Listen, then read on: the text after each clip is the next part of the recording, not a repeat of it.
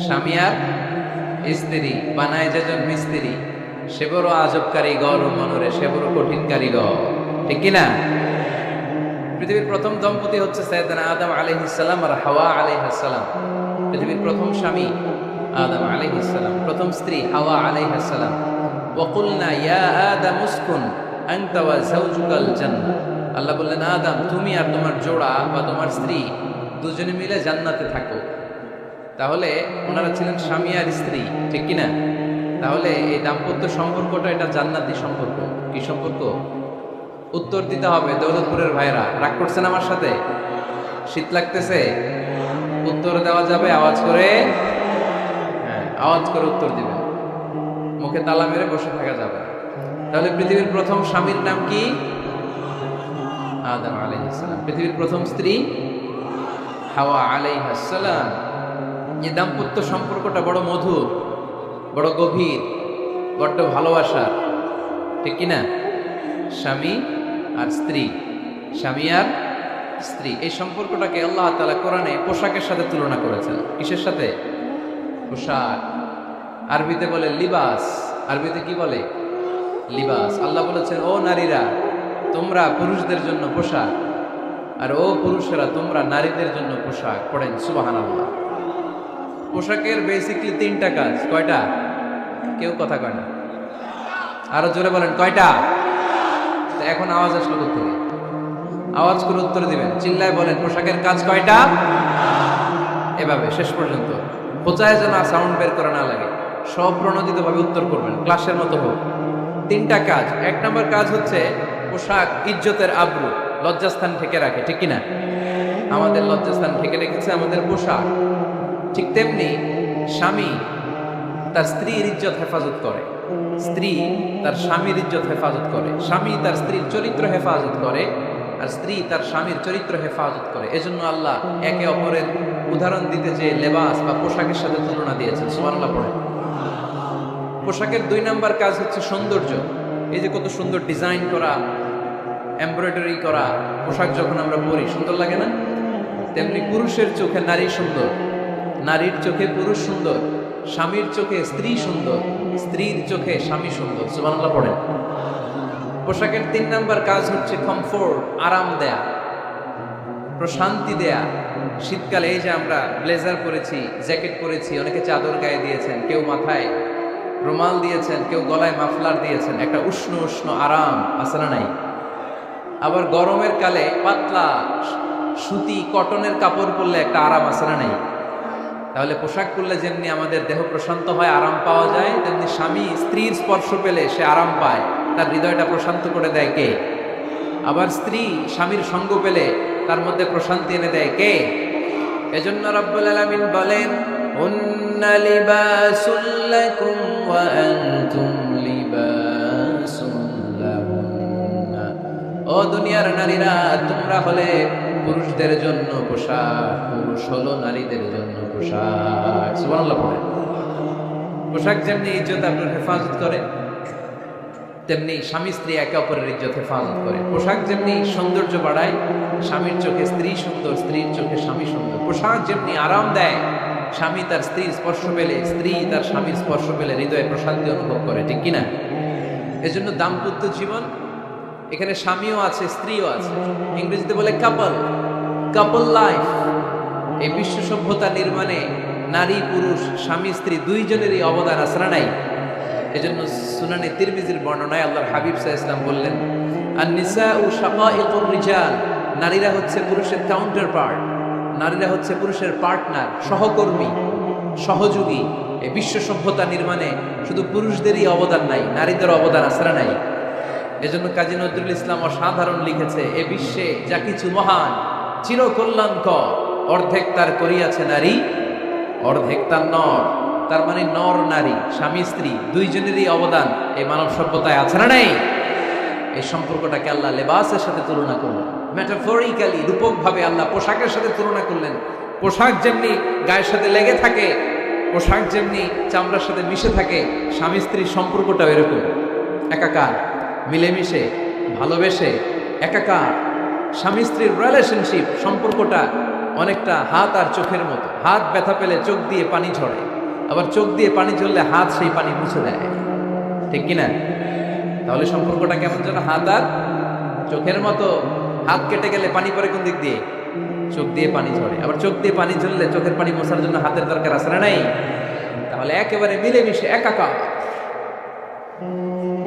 সুখী দাম্পত্য জীবন, স্বামী স্ত্রী এই জান্নাতি সম্পর্কটাকে কিভাবে উপভোগ করবে, কিভাবে একে অপরের সাথে ডিলিংস করবে, আচরণ করবে, এ ব্যাপারে কোরআন এবং সুন্নায় আমাদের জন্য গাইডলাইন দেয়া আছে না নাই? আমরা গাইডলাইন নিব কোরআন থেকে। কোত্থেকে? কোরআন থেকে আর সুন্না থেকে। কারণ এই কোরআন আর সুন্না আমাদেরকে সঠিক জীবন দর্শন শিখায়, কিভাবে এই পৃথিবীতে চললে পৃথিবীতেও সুখ আবার আখেরাতেও সুখ, এর সব দিক নির্দেশনা কোরআনে আছে না নাই?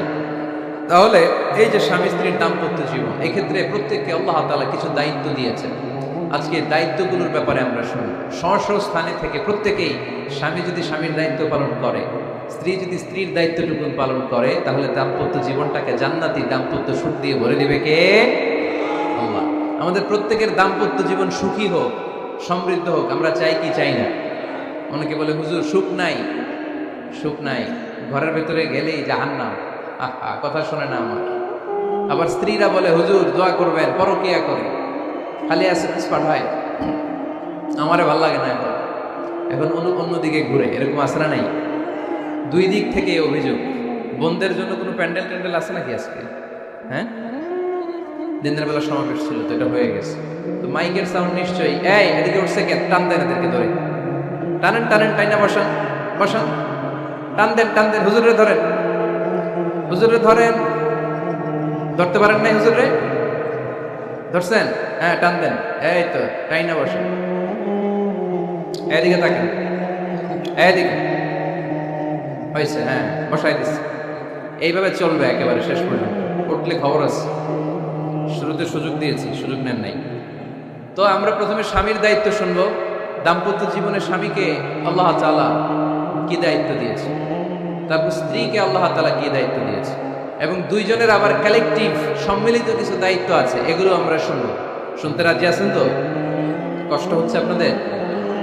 আচ্ছা, এই বাম দিকটা আমাকে কষ্ট দিয়েই যাচ্ছে, খালি আওয়াজ, কথা। একটু থামছে, আবার শুনুন। কেন? আমার দিকে তাকান। আরেকজনকে থামতে বলছে কি আপনারা? এই থামো থামো, এগুলো বলেন কেন? আপনি থামেন, তাইলে তো হয়ে গেল। হ্যাঁ, আবার আমার সাথে কথা, আপনি চুপ। তো প্রথমে আমরা সম্মিলিত দায়িত্বের কথা শুনব। সম্মিলিতভাবে আল্লাহ স্বামী স্ত্রী দুইজনকে কিছু দায়িত্ব দিয়েছে, যে দায়িত্বটা দুইজনের উপরই বর্তায়। এরপরে শুনবো স্বামীকে আল্লাহ কিছু দায়িত্ব দিয়েছে, এটা শুনবো। এরপরে স্ত্রীকে কিছু দায়িত্ব দিয়েছে, আল্লাহর কসম এই দায়িত্বগুলো যদি স্বামী স্ত্রী সম্মিলিতভাবে পালন করে, এক একটা ঘরকে আল্লাহ জান্নাতি পরিবার বানায় দিবে, সুখী সমৃদ্ধ জান্নাতি দম্পতি বানায় দিবে। এরকম দাম্পত্য জীবন, সুখময় দাম্পত্য জীবন আমাদের হোক। আমরা চাই কি চাই না? চাই। তাহলে আমরা প্রথমে আলাদা আলাদা দায়িত্ব শোনার আগে সম্মিলিত বা কালেকটিভ রেসপন্সিবিলিটি কি আছে, এই সম্মিলিত দায়িত্বগুলো শুনব। স্বামী স্ত্রীর দুইজনের কাঁধেই বর্তায় এরকম প্রথম দায়িত্ব হচ্ছে স্যাক্রিফাইস। দাম্পত্য জীবনের আসল খেলাটা হচ্ছে স্যাক্রিফাইসের খেলা। কিসের খেলা? স্যাক্রিফাইস। এটা লাগবে আমার বোনেরা, অথবা যুবতী বোনেরা, অথবা রিসেন্টলি বিয়ে হয়েছে এরকম বোনেরা। আজকে তো এক ভাই এসে দোয়া চাইল, হুজুর 3 দিন আগে বিয়ে হয়েছে আমার, একটু দোয়া করে দেন। তারপর যুবক ছেলেরা, তোমরা যারা বিয়ে করনি, করবা, খেয়াল করে শোনো, এগুলো কাজে লাগবে। স্যাক্রিফাইসটা খুব জরুরি। স্যাক্রিফাইস ইজ দ্য কি of a successful happy couple life. একটা সুখী দাম্পত্য জীবনের আসল চাবি হচ্ছে স্যাক্রিফাইস। আওয়াজ করে বলতে হবে, চাবিটার নাম কি? স্যাক্রিফাইস করতে হবে। একটু মানিয়ে নেয়া, একে অপরকে বোঝা, একটু ভালোবাসা, একটু মানিয়ে চলা, এটার নাম হচ্ছে স্যাক্রিফাইস। একে অপরকে বোঝার চেষ্টা করা, একটু মানিয়ে চলার চেষ্টা করা, একটু ভালো লাগা, একটু ভালোবাসা, সুখ দুঃখ ভাগাভাগি করে মিলেমিশে একাকার হয়ে যাওয়া, এটার নামই দাম্পত্য জীবন, ঠিক কিনা? এটার নামই দাম্পত্য জীবন। মিলেমিশে একাকার হয়ে যেতে হবে, স্যাক্রিফাইসের মানসিকতা অর্জন করতে হবে। একে অপরের দোষ ধরলে চলবে না, কারণ no one is perfect in this life. আপনি যে আপনার বউয়ের দোষ ধরতেছেন, আপনার দোষ নাই? কথা বলেন না কেন? আপনারও দোষ আছে না নাই? তো লিস্ট দুই ভাবে করা যায়, একটা হচ্ছে দোষের লিস্ট আর একটা হচ্ছে গুণের লিস্ট। দোষের লিস্ট বাদ দিয়ে আপনার স্ত্রীর মধ্যে আল্লাহ তাআলা কি কি গুণ দিয়েছে এই গুণগুলোর লিস্ট করুন, দোষের লিস্ট নয়। দাম্পত্য জীবনটাই এমন, কখনো ঝগড়া, কখনো হাসাহাসি, কখনো মেঘ, কখনো বৃষ্টি, আছে না নাই? হয় না এরকম? আপস অ্যান্ড ডাউনস, মাঝে মাঝে একটু ঝগড়া, মাঝে মাঝে আবার ভালোবাসা, আবার খুনসুটি, এগুলো মিলেমিশে একাকার করে স্যাক্রিফাইস দিয়ে একে অপরকে জয় করে নিতে হয়। কারণ no one is perfect in this world, এই পৃথিবীতে কেউই পারফেক্ট না। আপনি আপনার বউয়ের দোষ খুঁজলে আপনারও দোষ আছে না নাই? কেউ দোষমুক্ত নয়। এজন্য দোষ না খুঁজে আমরা স্যাক্রিফাইস করি। দাম্পত্য জীবনের এটাকে সুখী সমৃদ্ধ করার এক নাম্বার চাবিকাঠি হচ্ছে স্যাক্রিফাইস। এইদিকে কয়েকটা হচ্ছে, এগুলো টান দেন, বসান বসান বসান বসান।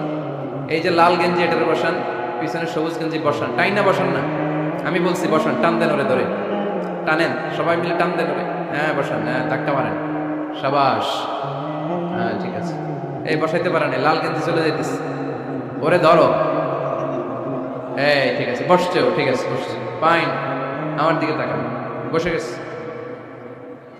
কষ্ট পাইতেছেন আপনারা?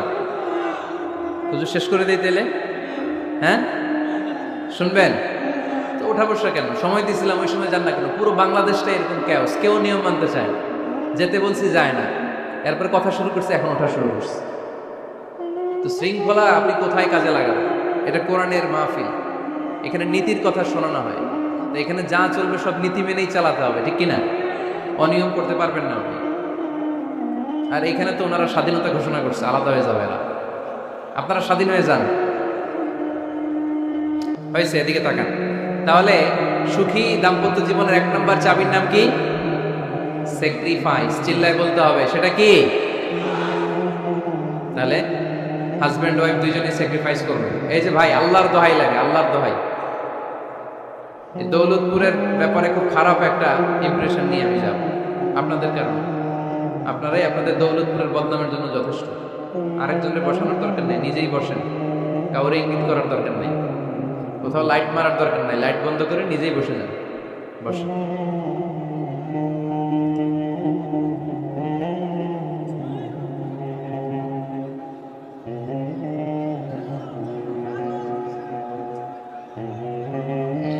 হ্যাঁ ঠিক আছে, এদিকে তাকান।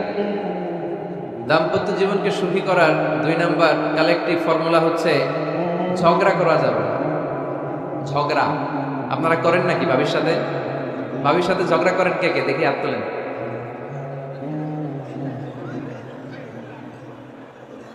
এদিকে সব আল্লাহর ওলি, এরা ঝগড়া টগড়া করে না। আপনি করেন? এই সাহসী সন্তান আছে কিছু, মাশাআল্লাহ, ঠিক আছে, বেশি করেন না আবার। হ্যাঁ ঠিক আছে, ঠিক আছে, তোমরা করো, বুঝছি, আপনারাও করেন, ওকে। না, ঝগড়া করা যাবে না। একজন ঝগড়া শুরু করলে আরেকজন চুপ থাকতে হবে। দুইজনই ঝগড়া করলে, দুইজন রেগে গেলে ঝামেলা আসরা নাই। স্বামী রেগে গেলে স্ত্রী চুপ, স্ত্রী কখনো রেগে গেলে স্বামী চুপ, দুইজনই রেগে গেলে তৃতীয় বিশ্বযুদ্ধ, ঠিক কিনা? এজন্য ঝগড়া করতে দেয়া যাবে না। কারণ এই ঝগড়া, সামান্য ঝগড়া থেকে এই ঝগড়া বাড়তে বাড়তে এটা বিচ্ছেদের দিকে গড়ায়, ডিভোর্স হয়ে যায়। এরকম কত কেস যে আমার কাছে আসে, কত কেস যে আমার কাছে আসে যে হুজুর ছোট্ট ঝগড়া থেকে আমাদের মধ্যে ঝগড়া বাড়তে বাড়তে ইগো প্রবলেমের কারণে বিচ্ছেদে গড়ায়। আর এই ঝগড়া একটু শুরু হলে ইবলিস শয়তানের কাজ হচ্ছে পালে বাতাস দেয়। কি দেয়? পালে বাতাস পেলে দাউ দাউ করে উঁচু হয়ে ওঠে। আগুনের মধ্যে যেমনি কেরোসিন ঢাললে দাউ দাউ করে জ্বলে, সামান্য ঝগড়ার ছোতা পেলে ইবলিস শয়তান খালি দাউ দাউ করে এই ঝগড়ার আগুনকে জ্বালিয়ে দেয়, ঠিক কিনা? এই জন্য ঝগড়া করবেন না, মেহরবানি করে ঝগড়া শুরু করবেন না। যে কোনো মূল্যে এই ঝগড়াকে থামায় রাখতে হবে। তো ফ্যামিলিতে ঝগড়া অনেক সময় হয়ে যায়, কিন্তু একজন ঝগড়া করলে আরেকজন চুপ থাকতে হবে। ঝগড়া নিয়ে একটা মজার গল্প আছে, শুনবেন? বিশৃঙ্খলা করলে তো গল্প শোনানো যাবে না, একেবারে চুপ। আমার দিকে তাকান, তাকিয়েছেন? ঝগড়া নিয়ে যে গল্পটা, সেটা হচ্ছে এক স্বামী ওয়াজ শুনে বাড়িতে গেছে রাত 11টায়। তো বাড়ির কাছাকাছি যেতে না যেতে, স্ত্রীর আবার স্বভাব হচ্ছে রাতের খাবারটা স্বামীর সাথে একসাথে খায়, আলাদা খায় না।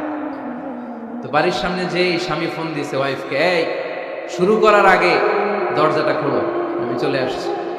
তো ওয়াইফ এসে দরজা খুলে দিচ্ছে। এবার স্বামী ঘরে ঢুকে বলে, শুরু করার আগে রাতের খাবারটা দিয়ে দাও, টেবিলে খেয়ে ফেলো।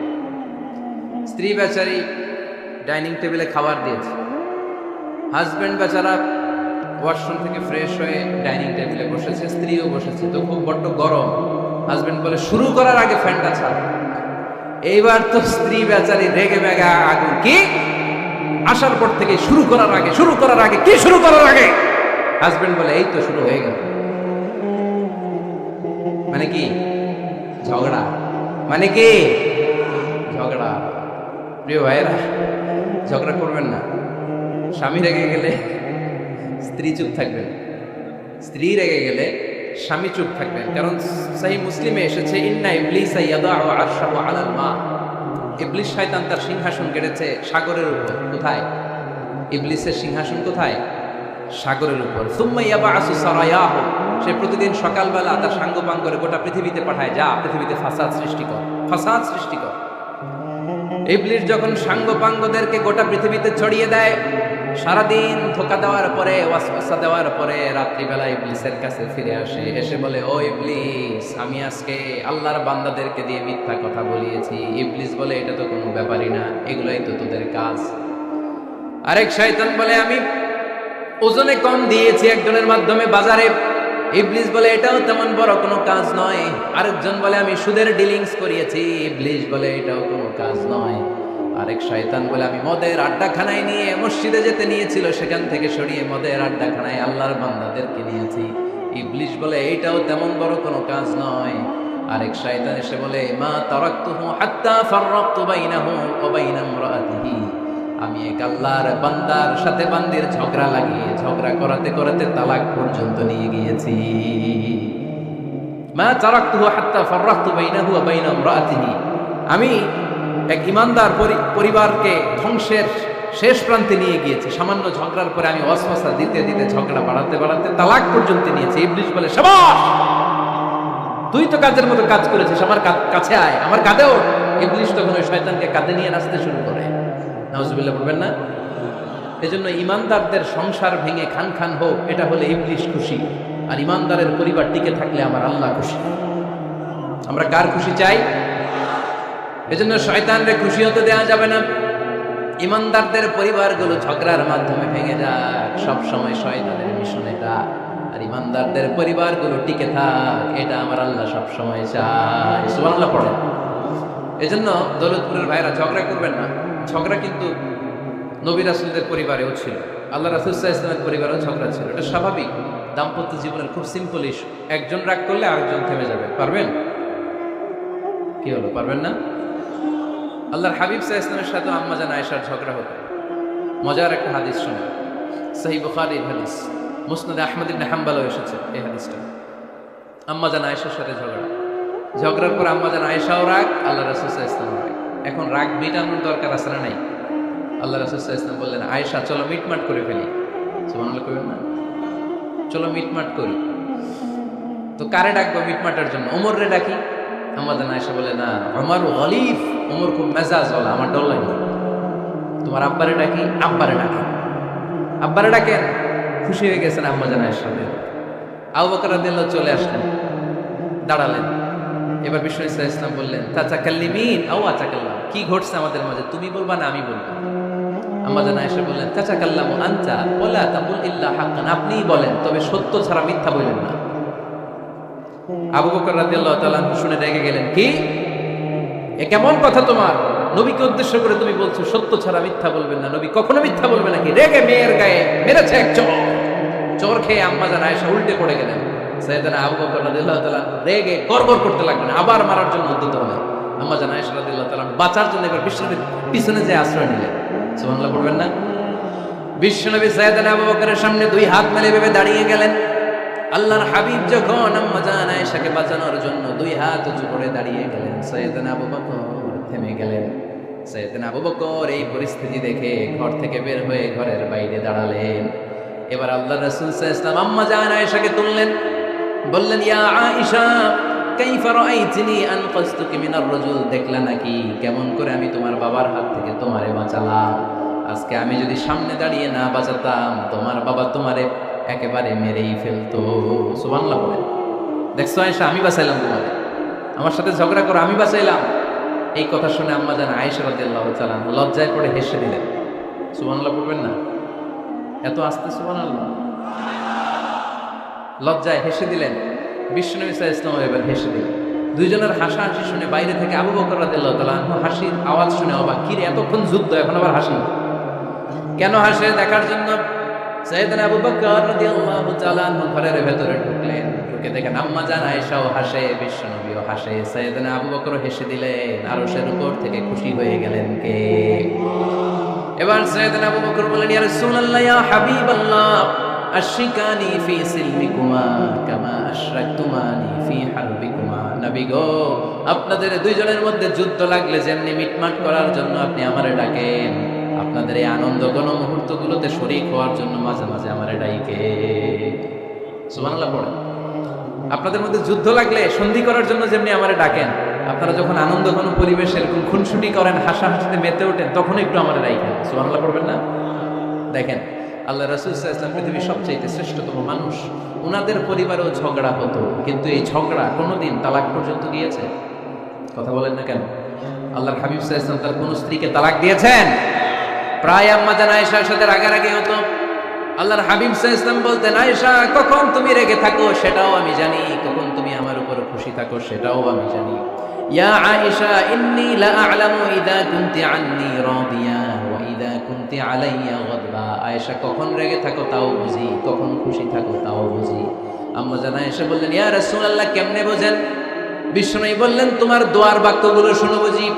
যখন তুমি আমার উপরে খুশি থাকো তখন দোয়ার সময় তুমি এভাবে বলো, রব্বি মুহাম্মদ, ও মুহাম্মাদের রব, আপনি আমাদের সব গুনাহ মাফ করে দেন।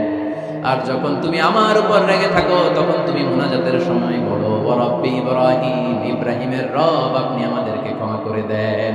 তার মানে যখন তুমি রেগে থাকো তখন দোয়ার সময় আমার নামটা মুখে নিতে চাও না। সুবহানাল্লাহ পড়েন। তখন তুমি দোয়ার সময় অন্য নবীর নাম নাও। আম্মা জান আয়েশা বললেন, ইয়া রাসূলুল্লাহ, মা আহাজুরু ইল্লা ইসমাক, আমি তো শুধু নামটাই সরাই, আমার মুখ থেকে কেবল আপনার নামটাই সরায় রাখি, আমার হৃদয় থেকে কখনো আপনারে সরাতে পারি না।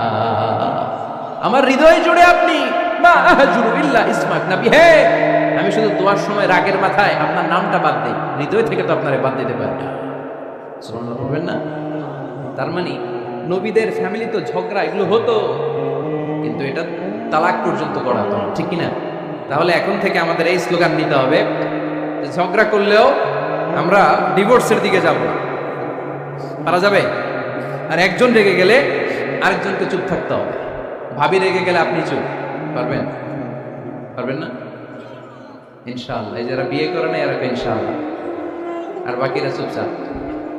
আওয়াজ করে পড়েন না ইনশাআল্লাহ। তাহলে প্রথমে স্যাক্রিফাইস, তারপর ঝগড়া করা যাবে না। 3 নাম্বার, দাম্পত্য জীবনের কোনো গোপন কথা অন্যের কাছে শেয়ার করা যাবে না। হাদিসে এসেছে, এটাকে বলা হয়েছে আ'যামুল আমানা, এটা সবচেয়ে বড় আমানত।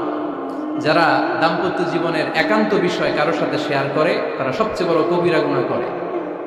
আশরারুন নাস বলেছেন বিশ্বনবী এদেরকে, সবচেয়ে নিকৃষ্ট মানুষ। ইয়াউমাল কিয়ামাতি মানজিলাতান, আল্লাহর কাছে কিয়ামতের দিন সবচাইতে নিকৃষ্ট হয়ে দাঁড়াবে ওই দম্পতি, ওই নারী কিংবা ওই পুরুষ, তুফদি ইলা যাওজিহি ওয়া ইউফদি ইলা যাওজিহা সুম্মা ইউনশিরু সিররাহা। তারা একান্ত সময়ে ফিজিক্যাল ইন্টিমেসিতে যা করে এটা পরে মানুষের কাছে বলে বেড়ায়, এরকম আছে না নাই? খবরদার, এটা বড় কবিরা গুনাহ। অনেক বোনরা একসাথে হলে দাম্পত্য জীবনের বিভিন্ন গোপন বিষয় নিয়ে কথা বলে, আছে না নাই? অনেক পুরুষরা একে অপরের সাথে, বন্ধুদের সাথে বিভিন্ন বিষয় নিয়ে শেয়ার করে, এটা এমন ওইটা এমন, এগুলো বলা যাবে? আর সিবাউ হারাম, দাম্পত্য জীবনের সব বিষয়, স্বামীর সব বিষয় স্ত্রীর কাছে আমানত, স্ত্রীর সব বিষয় স্বামীর কাছে আমানত রেখেছে কে? দাম্পত্য জীবনের এই প্রাইভেট লাইফের কোনো কিছু কিয়ামত পর্যন্ত অন্যের কাছে প্রকাশ করাকে হারাম ঘোষণা করে দিয়েছে কে? এজন্য খবরদার আমার বোনেরা, একসাথে মহিলারা হলে পেটের কথা পিঠের কথা সব বের করে দেয়, আছে না নাই? কিছু থাকে না, সব বের হয়ে যায়। খবরদার, সব বললেও দাম্পত্য জীবনের কোনো কথা শেয়ার করা যাবে? আমার ভাইরা খবরদার, আপনাদের দাম্পত্য জীবনের কোনো কথা আপনার বন্ধুর সাথে শেয়ার করতে পারবেন না। এগুলো ফ্যামিলি শান্তি নষ্ট করে, দাম্পত্য জীবনের সুখকে নষ্ট করে। তাহলে 3 নাম্বার, প্রাইভেসি বজায় রাখা। এটা দুজনেরই দায়িত্ব। 4 নাম্বার, অহেতুক সন্দেহ পরিহার করবে। অনেক স্ত্রী আছে হাজবেন্ডের খালি সন্দেহ করে, এই ওদিকে তাকাই লাগেন, ওই মেয়ের দিকে তাকাই লাগেন, মোবাইল দেখি, মোবাইল দাও, ফেসবুকের পাসওয়ার্ড দাও, ঢুইকা দেখি মেসেঞ্জারে কার সাথে চ্যাট করছে, এই অফিসের ফাইল দেখি, এই এটা দেখি, এই তোমার ইনবক্স চেক করবে, এদিকে দাও। আছে না নাই? এই সন্দেহ ঘরটারে জাহান্নামে টুকরা বানিয়ে ছেড়েছে। অহেতুক সন্দেহ করবেন না।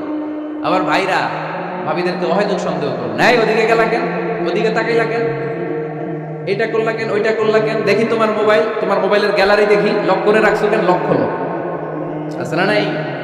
অহেতুক সন্দেহ ফ্যামিলিটারে জাহান্নামের টুকরা বানিয়ে দেয়। হ্যাঁ, ভ্যালিড কোনো অপরাধ যদি স্বামী করে ফেলে, ভ্যালিড কোনো অপরাধ যদি স্ত্রী করে ফেলে, পরকীয়ার কোনো বিষয় যদি প্রমাণিত হয়, বসেন, কনসাল্ট করেন, একে অপরের সাথে কথা বলেন, জিজ্ঞেস করেন। কিন্তু অহেতুক, আমি অনেক ফ্যামিলি এরকম দেখেছি, আমার কিছু বন্ধুকেও আমি দেখেছি যে এদের অবস্থা খুব খারাপ, খালি সন্দেহ করে। আছে না নাই? সন্দেহের রোগটা বড় রোগ, এই রোগ থেকে বেরিয়ে আসতে হবে। অহেতুক সন্দেহ করা যাবে না। 5 নাম্বার, হাজব্যান্ড ওয়াইফের দায়িত্ব হচ্ছে একে অপরের সহযোগী হতে হবে, সহকর্মী। আল্লাহর জান্নাত পাওয়ার ক্ষেত্রে একে অপরের সহযোগী। আপনি একা জান্নাতে যাবেন, ভাবি জাহান্নামে, এটা আপনি চান? জি না, আওয়াজ নাই আমগো গলায়। আপনি এটা চান? ভাবি একা জান্নাতে যাবে, আপনি যাবেন না, এটা ভাবি চায়? চায় না। তাহলে গেলে একসাথেই যান না, একসাথেই যান, একসাথেই যাবেন, আলাদা না। এজন্য আল্লাহর আনুগত্যে, আল্লাহর ইবাদতে, দাম্পত্য জীবনে একে অপরের সহযোগী হতে হবে। স্বামী ভুল করলে স্ত্রী সুন্দর করে শুধরে দিবে, স্ত্রী ভুল করলে স্বামী শুধরে দিবে। ফজরের সময় স্ত্রী হাজবেন্ডকে ডেকে দিবে, উঠতে না চাইলে ঠান্ডা পানির ছিটা দিবে। কারণ জান্নাতে একা যাওয়া যাবে না, গেলে দুজনেই যাবে। কথা কয় না? দুইজনেই জান্নাতে যাওয়ার দরকার আছে না নাই? যত বেশি আপনারা আল্লাহর আনুগত্যে আগাতে পারবেন, তত আপনাদের মহাব্বত বাড়াই দিবে কে? এই যে হাজব্যান্ড ওয়াইফের ভালোবাসাটাকে বলে লাভ পিরামিড। কি pyramid? Love pyramid, like triangle, ত্রিভুজ আকৃতির। হাজব্যান্ড ওয়াইফের ভালোবাসাটা ত্রিভুজ আকৃতির। The closer the couple comes to Allah, the closer they comes to each other. Husband wife যত বেশি আল্লাহর কাছে যাবে, তারা নিজেরাও নিজেদের তত কাছে যাবে। হাজব্যান্ড ওয়াইফ আল্লাহর সম্পর্ক থেকে যত দূরে সরে যাবে, তারা নিজেরাও নিজেদের থেকে তত দূরে সরে যাবে। ঠিক কিনা? ত্রিভুজ চিনেন আপনারা? হ্যাঁ, এই জিওয় কয়েকজন জিওয়, আপনারা ত্রিভুজ চিনেন না? চিনি, জিওয়, ঠিক আছে। ত্রিভুজের কয় কোণা? হ্যাঁ, 3 কোণা। এই যে এরকম লাভ পিরামিড, 3 কোণা। এই উপরের কোণায় আল্লাহর অবস্থান, আর এই কোণায় স্বামী, এই কোণায় স্ত্রী। তো তারা আল্লাহর দিকে যত যাবে, নিজেরাও তত কাছে যাবে। আর তারা আল্লাহর সম্পর্ক থেকে যত দূরে চলে যাবে, নিজেদের মধ্যে দূরত্ব বাড়তে থাকবে। ঠিক কিনা? পিরামিডটা বুঝতে পারছেন? ত্রিভুজ আকৃতি সম্পর্কটা, লাভ পিরামিড এরকম 3 কোণা। উপরের কোণায় থাকে আল্লাহ, এদিকে স্বামী, এদিকে স্ত্রী। তারা যদি আল্লাহর কাছে উভয়ে যেতে চায়, উভয়ে কাছাকাছি আসতেছে না? কথা বলেন না কেন? আর আল্লাহর আনুগত্য ইবাদত থেকে দুজন যদি দূরে সরে যায়, তাহলে দুজনের দূরত্ব বাড়িয়ে দেয় কে? এজন্য স্বামী হবে স্ত্রীর সহযোগী, সহকর্মী। নামাজের সময় একে অপরকে ডেকে দিবেন, মোবাইলে অ্যালার্ম দিয়ে রাখবেন। স্বামী স্ত্রীরে ডাকেন, স্ত্রী স্বামীরে ডাকেন। স্বামী স্ত্রীকে কোরআন তেলাওয়াত শোনাবেন, স্ত্রী স্বামীরে কোরআন তেলাওয়াত শোনাবেন। ফ্যামিলিটারে জান্নাতি ফ্যামিলি বানাই দিবে কে? তাহলে এই 5টার দায়িত্ব, কালেকটিভ রেসপন্সিবিলিটি, স্বামীর উপরও বর্তায়, স্ত্রীর উপরও বর্তায়। এগুলো মেনে চললে দাম্পত্য জীবন সুখকর করে দিবে কে? মনোযোগ আছে? কষ্ট হচ্ছে? এবার আমরা হাজব্যান্ডের দায়িত্ব শুনি। হাজব্যান্ডের প্রথম দায়িত্ব হচ্ছে, হাজব্যান্ড হচ্ছে caretaker of the family, incharge, protector. আর রিজালু কাওয়ামুনা আলান নিসা। আল্লাহ বললেন স্বামী হলো তার স্ত্রীর ইনচার্জ, প্রোটেক্টর। স্ত্রীকে সুরক্ষা দিবে, স্ত্রীকে টেক কেয়ার করবে, স্ত্রীর দায়িত্বে থাকবে। এই দাম্পত্য জীবনের দুইজনের সংসারকে, সংসারের মধ্যে স্বামীকে দায়িত্বশীল বানিয়েছে কে? পুরুষ দায়িত্বশীল। পুরুষ কখনো নারীর ক্ষতি করে না, সুপুরুষ নারীর ক্ষতি করে না। ঠিক কিনা? গোটা পুরুষ সমাজ নারী সমাজের সুরক্ষা দিবে। যেগুলো নারীকে একান্তে পেলে রেপ করে, যে ঢাকা বিশ্ববিদ্যালয়ে একটা রেপের ঘটনা ঘটছে না, যে এই বেয়াদবটা এই কাজ করেছে, এটা কি পুরুষ না কুপুরুষ? এটা কি সুপুরুষ না কুপুরুষ? সুপুরুষ নারীর প্রোটেকশন দেয়, নারীর টেক কেয়ার করে, তার ইনচার্জ, তার দায়িত্বশীল। দাম্পত্য জীবনে অর্থনৈতিক যত দায় দায়িত্ব আছে, সব আল্লাহ তাআলা পুরুষের কাঁধে দিয়েছে। কার কাঁধে? এই দাম্পত্য লাইফে নারীর কোনো অর্থনৈতিক দায় দায়িত্ব নারীর কাঁধে আল্লাহ দেয় নাই। এজন্য সব অর্থনৈতিক দায়িত্ব পুরুষের ঘাড়ে। চারটা অর্থনৈতিক দায়িত্ব আছে। পুরুষ নারীকে মহারণা দিবে, পুরুষ নারীকে খাবারের ব্যবস্থা করবে, পুরুষ নারীকে পোশাকের ব্যবস্থা করবে, পুরুষ নারীর জন্য রেসিডেন্সিয়াল ব্যবস্থা করবে, ঠিক কিনা? وآتوا النساء صدقاتهن نحلة فإن طبن لكم عن شيء منه نفسا فكلوه هنيئا مريئا সুবহানাল্লাহ পড়ে।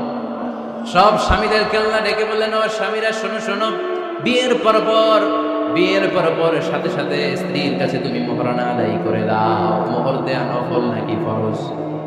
জোরে বলেন। তোমরা কি দাও? সিলুটি পুলা মোহরানা দাও? হ্যাঁ, মোহরানা দিতাই নাকি যৌতুক খাইতা? খিতা করতা? হ্যাঁ, কি দিব? মোহরানা দিব। মোহরানা দেয়াকে ফরজ করেছে কে? আল্লাহ। তো মোহর দিতে টাকা লাগে না? এই টাকার দায়িত্ব পুরুষের ঘরে দিছে কে? 2 নম্বর দায়িত্ব, আলাল মাউলুদি লাহু রিজকুহুন্না ওয়া কিসওয়াতুহুন্না বিল মা'রুফ। স্বামী স্ত্রীর জন্য খাদ্যের ব্যবস্থা করবে, পোশাকের ব্যবস্থা করবে। 3 নম্বর, ওয়াসকিনুহুন্না মিন হাইসু সাকানতুম মিন ওয়াজদিকুম। নিজের সামর্থ্যের মধ্যে থেকে স্ত্রীর জন্য রেসিডেন্সিয়াল একটা এরিয়ার ব্যবস্থা করে দিবে। সুবহানাল্লাহ। তাহলে অর্থনৈতিক দায়িত্বের মধ্যে 4টা: মোহরানা দেয়া, মিলস খাবারের ব্যবস্থা করা, মানে ফুডিং এন্ড ক্লোথিং, পোশাকের ব্যবস্থা করা, সর্বশেষ রেসিডেন্সিয়াল ব্যবস্থা করা। এই যে অর্থনৈতিক সব দায়িত্ব, খরচ যেখানেই আছে, সব দায়িত্বগুলো পুরুষের কাছে দিল কে? চিল্লায় বলেন কে? খরচের সবকিছু আল্লাহ তাআলা পুরুষের কাঁধে দিয়েছে। এটা হচ্ছে পুরুষের ফিনান্সিয়াল দায়িত্ব। এবার দাম্পত্য জীবনে পুরুষের নন ফিনান্সিয়াল কিছু দায়িত্ব আল্লাহ তাআলা দিয়েছে, এগুলো আমরা শুনি। এদিকে ওঠাওটি করলেন কে কে দেখি? আটকান, এদেরকে আটকান, ধরেন ধরেন, এদেরকে ধরেন। হ্যাঁ, কি হয়েছে? শেষ করে দিব তো? খিতা হইতা? হ্যাঁ, জোরে মাতো, চলবে চলবে। হ্যাঁ, তাকবীর পরেন তো দেখি, যারা চলবে বলতেছেন লিল্লাহি তাকবীর।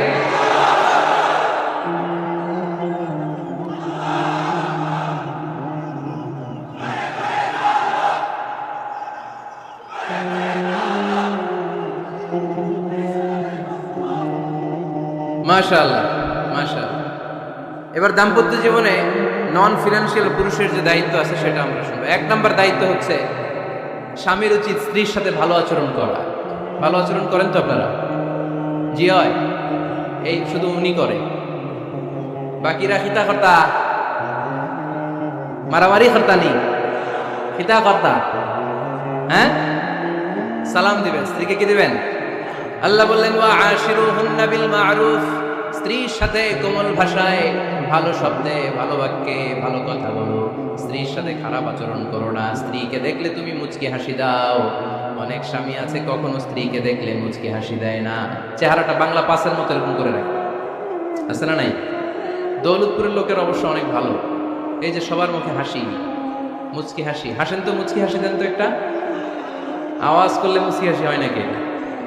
মুচকি হাসি, দাঁত দেখা যাবে না, সাউন্ড হবে না, শুধু এখানে একটু এক চিলতে হাসির একটা ঝলক করবে, এটা বলে মুচকি হাসি। কেন? রাসূলুল্লাহ সাল্লাল্লাহু আলাইহি ওয়াসাল্লাম আকসারু তাবাসসুমান, আল্লাহর হাবিব সাল্লাল্লাহু আলাইহি ওয়াসাল্লাম সব সময় মুচকি হাসতেন। অনেকে আছে চেহারা গোমরা করে রাখে, জীবনেও হাসেন, এরকম আছে না নাই? দেখছেন এরকম আছে? এই এলাকায় তো নাই না? আছে। হাসবেন হাসবেন, মুচকি হাসতে পয়সা লাগে না। পয়সা লাগে? এজন্য হাসবেন। আল্লাহর হাবিব সাল্লাল্লাহু আলাইহি ওয়াসাল্লাম বলেছেন, ফাস্তাউসু বিন নিসাই খায়রা, নারীর সাথে ভালো আচরণ করো। নারীদেরকে বাঁকা পাঁজরের হাড় দিয়ে তৈরি করা হয়েছে। এই হাড়কে সোজা করতে গেলে ভেঙে যাবে, রেখে দিলে বাঁকাই থেকে যাবে। তো কি করতে হবে? ফাস্তাউসু বিন নিসাই খায়রা, কোমল আচরণ করো। আবার আল্লাহর হাবিব সাল্লাল্লাহু আলাইহি ওয়াসাল্লাম বললেন, রিফকাম বিল কাওয়ারিদ, নারীদেরকে কাচের তৈজসপত্র, বাসনের সাথে, গ্লাসের সাথে আল্লাহর হাবিব সাল্লাল্লাহু আলাইহি ওয়াসাল্লাম তুলনা করলেন। কাচের তৈজসপত্র, কাচের গ্লাস, কাচের প্লেট যেমনি আস্তে তুলতে হয়, আস্তে রাখতে হয়, নারীদের সাথে এরকম কোমল আচরণ করার আদেশ দিয়েছে কে? কাচের গ্লাস, তৈজসপত্র, জগ কিভাবে রাখেন আপনারা? খুব জোরে এরকম ধপাস করে নাকি? উঠানোর সময় ধপাস করে উঠান? খুব স্মুথলি এটা ধরতে হয়, স্মুথলি এটা রাখতে হয়। তেমনি নারীদের সাথেও স্মুথলি আচরণ করবে। নারীদেরকে যত আপনি যত আপনি কোমল মোলায়েম ভাষায় কথা বলতে পারবেন, তারা তত আপনার কথা শুনবে। যত সুন্দর সুন্দর কথা, নারীকে স্ত্রীকে বলবেন তুমি আমার সব, তুমি আমার কৈতরী, তুমি আমার টুনটুনি, তুমি আমার ময়না পাখি, তুমি আমার সোনা পাখি, ওই যে কয় কলিজা। তার মানে প্র্যাকটিস চলে বাসায়। আর কি ডাকেন ভাবিরে, কি ডাকেন বলেন? জান,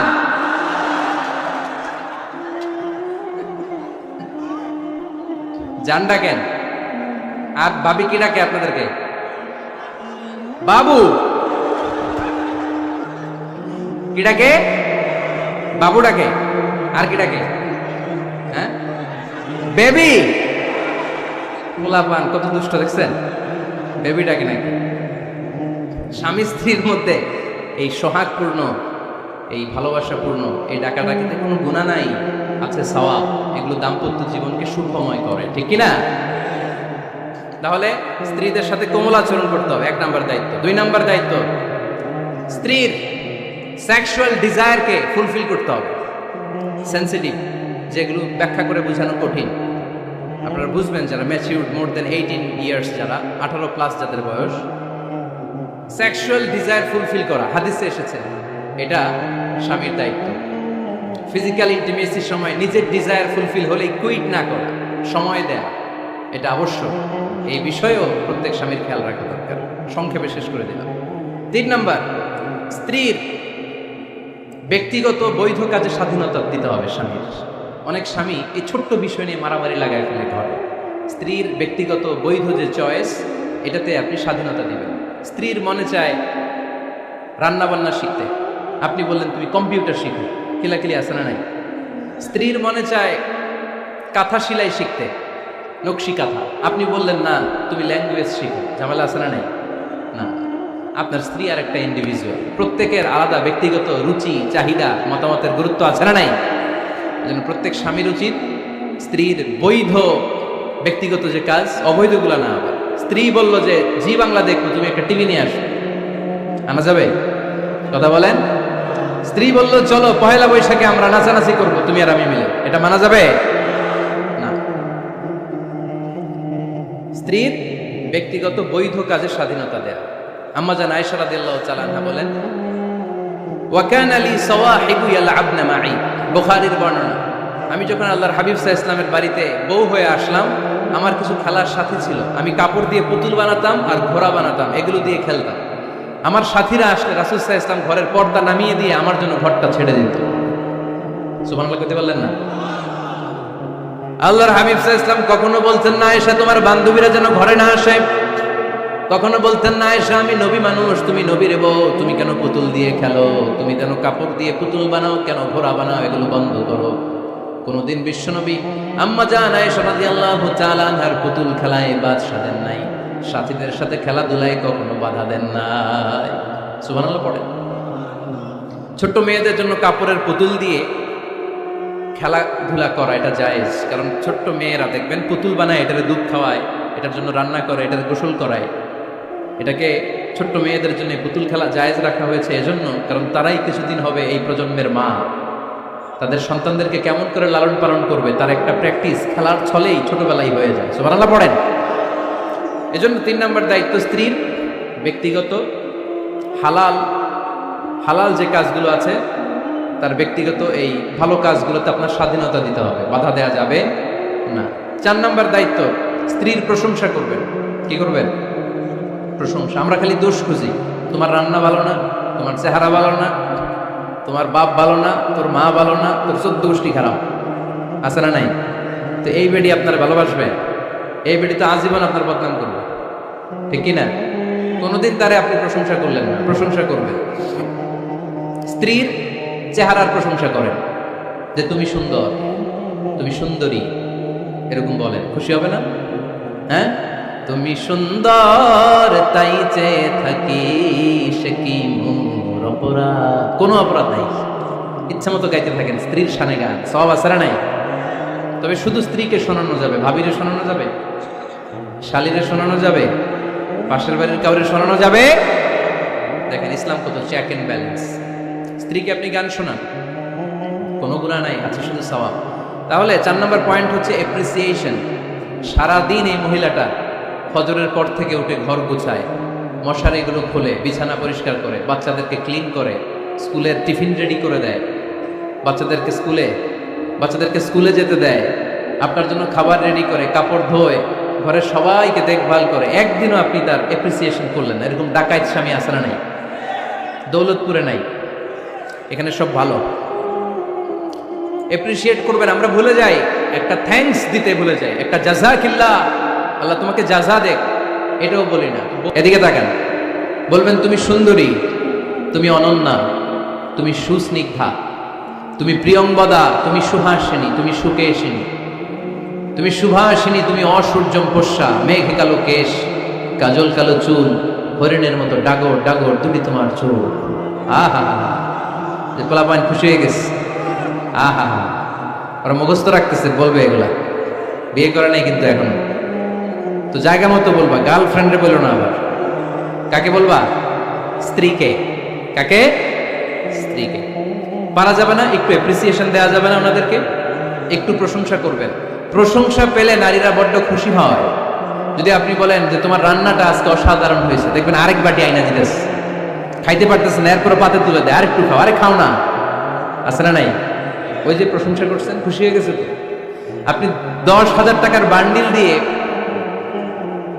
আপনার বউকে যত খুশি করতে না পারবেন, রান্না মজা হয়েছে এইটা বলে আপনি অনেক বেশি খুশি করতে পারবেন। আল্লাহর হাবিব সাল্লাল্লাহু আলাইহি ওয়াসাল্লাম কখনো স্ত্রীদের রান্নার বদনাম করেন। সুবহানাল্লাহ পড়বেন না? আওয়াজ করে পড়েন সুবহানাল্লাহ। আজ থেকে স্ত্রীর সৌন্দর্যের প্রশংসা করবেন, কাজের প্রশংসা করবেন, রান্নার প্রশংসা করবেন, অ্যাপ্রিসিয়েশন দিবেন। পারবেন তো? রান্নার প্রশংসা নিয়ে মজার একটা গল্প আছে, শুনতে চান? তো উঠতে শুরু করলেন যে, হ্যাঁ, এখন আর কে কারে ধরবে? অনেকে উঠে গেছে। 2টার দিকে যারা বসা, প্রায় আমার মাহফিলগুলোতে এই সমস্যা হয়। গাইবান্ধাতে আমি গেলাম, জিজ্ঞেস করলাম কখন আসছেন? কয় ফজর পরে আসছেন। তো ফজর পরে আসছেন, এত আগে আসছেন কেন? কয় জায়গা পাবো না, এই জন্য। লক্ষ লক্ষ মানুষ, কে কাকে নিয়ন্ত্রণ করবে? লক্ষ লক্ষ মানুষ। আমার জীবনে এত বড় প্যান্ডেল আমি কথা বলি নাই। এরা সকাল থেকে বসে আছে, পেশাব আটকে রাখছে, যেটা ক্ষতিকর না? এরা আজহারিকে দেখার পরে এরপর ওঠা আরম্ভ করছে। দেখাইছি, কয় দেখে গেছি হুজুর, এরপরে চলে যাচ্ছে। তা আপনাদের কি অবস্থা এরকম? হ্যাঁ, আচ্ছা ঠিক আছে। তো রান্নার প্রশংসা নিয়ে যে মজার গল্পটা আপনাদের শোনাতে চাই, এদিকে তাকান, মনোযোগী হন। আমার ওয়াজ শুনে এক লোক মনে মনে নিয়ত করছে যে আইরে, জীবনে তো রান্নার প্রশংসা করলাম না, আজকে রান্নার প্রশংসা করব। তো মাহফিল শেষে বাসায় গেছে, স্ত্রী তাকে খাবার দিয়েছে, স্বামী খাবার খায় আর মিটি মিটি হাসে। স্ত্রী বলে, এই মাহফিল শুনে আসছো, রাত বাজে 12টা, খাচ্ছ ভালো কথা, হাসো কেন? তো স্বামী বলে, হাসি এর কারণ হচ্ছে তোমার রান্নাটা আজকে এত মজা হয়েছে না, জীবনে, আজকে বাড়াই বাড়াই পেতেছে তো, জীবনে এত মজার রান্না খাই না। রান্না মজা হয়েছে শুই না। স্ত্রী তো রেগে গেছে, কি গত 10 বছর ধরে তোমার রান্না করে খাওয়াই, একদিনও রান্নার প্রশংসা করলা না, আর আজকে পাশের ঘরের ভাবি একটু গরুর গোশতের তরকারি পাঠাইছিল বাটিতে করে, পাশের ঘরের ভাবি একটু আমাদের বাড়িতে তরকারি পাঠাইছিল, তো ওই তরকারি দিয়েই তোমাকে খাবার দিছি, আজকে আর রান্না টান্না আমি করি নাই। তো ওই বেটির রান্না তোমার এত ভালো লাগছে, এই 10 বছরে একদিনও কইলা না, আজকে এটা কইলা, খাও খাও, তোমার মজার খাওয়া, আর রান্ধব না। তো প্রশংসা করলে বুঝে শুনে করবেন, একটু এনশিওর হবেন যে রান্নাটা করছিল কে। তা না হইলে কিন্তু ঘরে চুলায় আগুন জ্বলবে না, টানার রোজা রাখা লাগবে, ঠিক কি না? তো 4 নম্বর গেলে অ্যাপ্রিসিয়েশন, একটু অ্যাপ্রিসিয়েশন দিবেন। আল্লাহর হাবিব সব সময় স্ত্রীদের প্রশংসা করতেন। সেই বুখারীর বর্ণনা, আল্লাহর হাবিব বলেন, ইন্না ফাদলা আয়েশা আলান নিসা কাফাদলি সারিদি আলা সাইরিত তাআম। আরব ভূখণ্ডের মধ্যে সব খাবারের উপরে সারিদ খাবার যেমনি সেরা, দুনিয়ার সব নারীদের মধ্যে আমার আয়েশা তেমনি সেরা। সারিদ একটা খাবার আছে। আমি যখন মিশরে পড়তাম আল আজহার ইউনিভার্সিটিতে, আমাদের ইউনিভার্সিটিতে সরকারের পক্ষ থেকে সরকারিভাবে খাবার দেয়া হতো। আমাদের খাবারের খরচ বহন করতেন ওমানের সুলতান কাবুস। এই গত 3-4 দিন আগে ইন্তেকাল করেছেন, নাম শুনছেন আপনারা? প্রায় 40 বছরেরও বেশি মনে হয়, 45 বছর বা 50 বছরের লম্বা সময় উনি ওমানের প্রেসিডেন্ট ছিলেন। উনি আমাদের খাবারের খরচটা বহন করতেন। কিছুদিন আগে ইন্তেকাল করেছেন। আমরা ওনার জন্য দোয়া করি আল্লাহ তাআলা এই সুলতান কাবুসের জীবনের গুনাহগুলো মাফ করে নিক, ওনার সমস্ত খেদমত আল্লাহ কবুল করে নিক। তো আমাদের আল আজহার ইউনিভার্সিটির হোস্টেলে ঈদের দিন একটা খাবার দিত, এটার নাম ছিল সারিদ। রুটি আর গোশত এগুলোকে ম্যাশড করে একটা স্তর বানাতো, এটা কেটে কেটে আমাদেরকে দিত, এটাকে বলে সারিদ। আরব দেশে সবচেয়ে দামি খাবার। আমাদের দেশে যেমনি পোলাও, গরুর রেজালা, রোস্ট, এগুলো খুব উন্নত খাবার ধরা হয়, বিয়েতে সার্ভ করা হয়। আরব দেশে ওইটাকে বলে সারিদ, শ্রেষ্ঠ খাবার। আল্লাহর হাবিব বললেন সব খাবারের মধ্যে যেমনি সারিদ সেরা, নারিকেলের মধ্যে তেমনি আমার আয়েশা সেরা। দেখেন কেমনে অ্যাপ্রিসিয়েট করতেন। আম্মা জান আয়েশাকে তিনি সব সময় আদর করে হামায়রা বলে ডাকতেন। হামায়রা মানে লাল সুন্দরী বউ। কি সুন্দরী? আম্মা জান আয়েশা রেগে গেলে গাল দুটো আনার ফলের মতো লাল হয়ে যেত, এজন্য ডাকতেন ও আমার লাল সুন্দরী বউ। সুবহানাল্লাহ কইতে পারলেন না? আবার আম্মা জান খাদিজাতুল কুবরা তাহেরা রাদিয়াল্লাহু তাআলা আনহার ব্যাপারে বলতেন ইন্নী ক্বাদ রুজিকতু হুব্বাহা। সহিহ মুসলিমের বর্ণনায় তিনি বলতেন খাদিজার ভালোবাসা আল্লাহ তাআলা আমার হৃদয়ে রিজিক হিসেবে দিয়েছে। আওয়াজ করে পড়েন আল্লাহু আকবার। তো এইজন্য অ্যাপ্রিসিয়েট করবেন। 5 নাম্বার হচ্ছে আপনার ভালোবাসা স্ত্রীকে প্রকাশ করুন। এক ছাদের নিচে আজীবন বসবাস, 20 বছর হয়ে গেছে এদের সংসার, একদিনও মুখ ফুটে বলতে পারে নাই তোমারে ভালোবাসি। পারছেন? হ্যাঁ, কে কে পারছেন? দেখে হাত তুলেন। হাত অর্ধেক তুলে আবার নামায়, ভেজাল আছে, ঠিক কিনা? ভালোবাসি বলছিলেন? কারে বলছিলেন? ভাবিকে না গার্লফ্রেন্ডকে? হ্যাঁ, স্ত্রীকে বলবেন, নিজের স্ত্রীকে বলবেন আই লাভ ইউ। কি বলবেন? কথা বুঝে না বোধহয়। কি বলবেন? সবাই বলেন। কি বলবেন? মুরব্বী একজনও কয় না, কয় এতদিন কইছি না, অহনো কম না। বলবেন, ভালোবাসা প্রকাশ করবেন। স্ত্রীরা এটা খুব চায়, স্বামীর পক্ষ থেকে এই খুনসুটিগুলো খুব পছন্দ করে। আপনি আজকে যে বলেন, দেখবেন ফ্যামিলির সুখ বাড়তে শুরু করছে। সুনানে তিরমিজির বর্ণনা দেখেন, বিশ্বনবী যে আই লাভ ইউ বলতো তার দলিল শুনেন। সাহাবারা জিজ্ঞেস করলেন ইয়া রাসূলুল্লাহ মান আহাব্বুন নাস ইলাইক, ও নবী কারে সবচেয়ে বেশি ভালোবাসেন? Who do you love the most? নবী কাকে সবচেয়ে বেশি লাভ করেন আপনি? সাহাবারা প্রশ্ন করলেন ইয়া রাসূলুল্লাহ কাকে লাভ করেন বেশি? আল্লাহর হাবিব সাল্লাল্লাহু আলাইহি ওয়াসাল্লাম বললেন আয়েশা, আয়েশা রে। সুবহানাল্লাহ কইবেন না?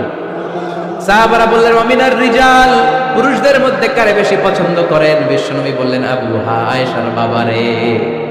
সাইয়েদনা আয়েশা রাদিয়াল্লাহু তাআলা আনহার বাবার নাম কি?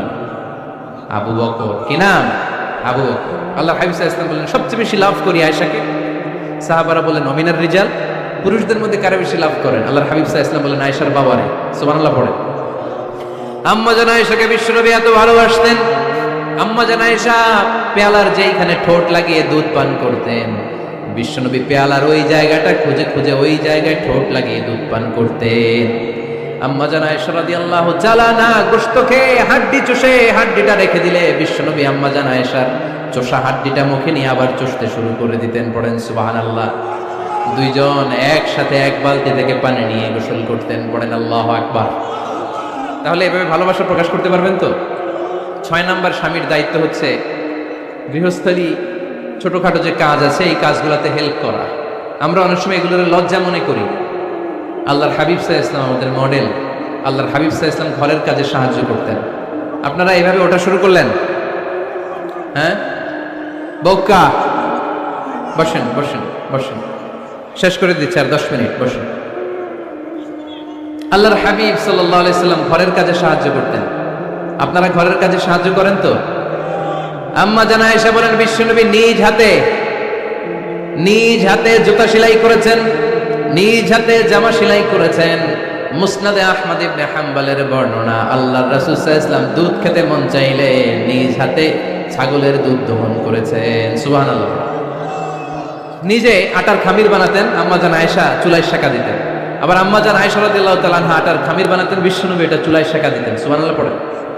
দুধ খেতে চাইলে নিজ হাতে বিশ্বনবী ছাগির ওলান থেকে দুধ দহন করে আম্মা জান আয়েশার কাছে এনে দিয়ে দিতেন। সুবহানাল্লাহ পড়ে। তাহলে ঘরের কাজে সহায়তা করবেন, ঘরের কাজে সহায়তা। 7 নাম্বার হালাল এন্টারটেইনমেন্ট, হালাল বিনোদন, এটা ইসলাম জায়েজ রেখেছে। অনেকে আমরা বিনোদনটাকে হারাম মনে করি, এরকম আছে না নাই? হ্যাঁ, বিনোদন দুই ধরনের, একটা হারাম এন্টারটেইনমেন্ট আর একটা হচ্ছে হালাল এন্টারটেইনমেন্ট। আম্মা জান আয়েশা রাদিয়াল্লাহু তাআলা আনহাকে নিয়ে মরুভূমিতে দৌড়াদৌড়ি করতেন। ভাবির সাথে দৌড়াদৌড়ি করছেন কারা কারা, দেখি হাত তোলেন। হ্যাঁ, দৌড়াদৌড়ি করছেন কোথায়? যৌতুকের লাগে হেঁটে দৌড়াইছেন? হেতি বাসাল্লাই দিছে দৌড়, এই দৌড়াদৌড়ি না। আম্মা জান আয়েশা রাদিয়াল্লাহু তাআলা আনহার সাথে বিশ্বনবী মরুভূমিতে দৌড়াদৌড়ি করেছেন। বলেছেন, আয়েশা দেখো কে কার আগে ওই খেজুর বাগান ধরতে পারে, তুমি আগে না আমি আগে। একবার বিশ্বনবী জিতলেন, তার 7 বছর পরে প্রথমে আম্মা জান আয়েশা রাদিয়াল্লাহু তাআলা আনহা ওই দৌড়ে জিতলেন। তার 7 বছর পরে বিশ্বনবী জিতে আম্মা জান আয়েশাকে হারায় দিলেন। পড়েন সুবহানাল্লাহ। ঈদের দিন আম্মা জান আয়েশাকে হাবাসী সাহাবাদের তীর আর বল্লম দিয়ে যে খেলা চলতেই খেলা দেখাতেন। সুবহানাল্লাহ পড়েন। বিশ্বনবী খেলা দেখাতেন আম্মা জান আয়েশাকে। এই হচ্ছে স্বামীর দায়িত্ব, হালাল এন্টারটেইনমেন্ট আপনি করতে পারবেন।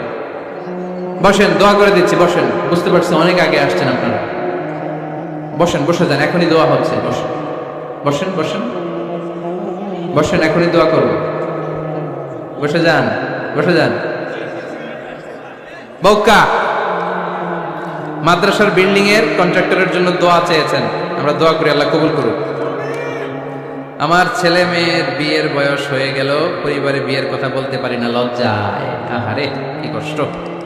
মনে করি পরে করে, এটা বললে তারা বলবে এখনো বয়স হয় নাই বিয়ের, পরিবার থেকে বিয়ের কথা চিন্তা করে না। এ ব্যাপারে কিছু বলুন।